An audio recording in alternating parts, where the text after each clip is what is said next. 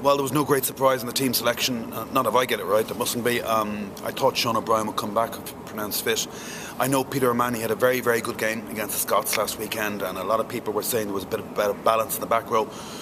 But actually, Sean O'Brien had probably his best ever defensive game anyway at number 7 against the French. Played very well himself, won a couple of turnovers to break down, tackled really well, and he's the European Player of the Year, and I don't think you'd necessarily leave him out. And I think it makes sense to recall him.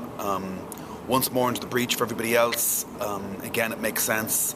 They look to be holding together physically quite well. There's been much more proactive use of the bench. We saw that again last Saturday, and I think we'll see that again this coming Saturday, because the Scots game was very fast and loose and fancy-free, but this game is going to be a real grim arm wrestle by comparison. You know, that there's going to be a big white wall. It's going to knock over a lot of Irish players. It's going to be harder to get scores.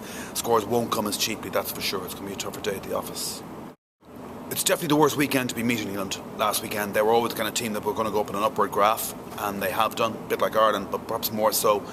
The time to get them was in the opening 2 matches under a new regime with so many new players. They were a bit jammy against both the Italians and the Scots, didn't play particularly well. Got there thanks to 2 charged end tries by Charlie Hodgson. Better against Wales, more ambitious, couldn't break them down, no shame in that. But there's no doubt that was their most compelling performance so far in Paris last weekend, scoring 3 tries. Weren't especially creative, but profited from a desultory kick chase game from the French to score a couple of tries off turnover ball, kick ball, and then Tom Crawford in a blinding game, very good in the line-out, scored a decisive try. They deserve to win on balance. They're going to have a stronger scrum than the Scots. Dylan Hartley gets away with a lot of scrum time. He seems to scrummage standing up quite a lot of the time, but it's going to be a test for the Irish front row, much more so than the Scottish game was, you'd imagine. Line-out's going to be a much bigger test with Tom Croft there.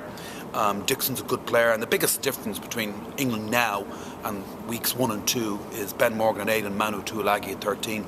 I mean, they carried for almost 150 metres between them at the weekend in Paris, and they just give them a bit more go forward, a bit more ballast, and it's going to make them tougher to beat. Ireland have won, I think, 6 of the last 7 in the Six Nations against England.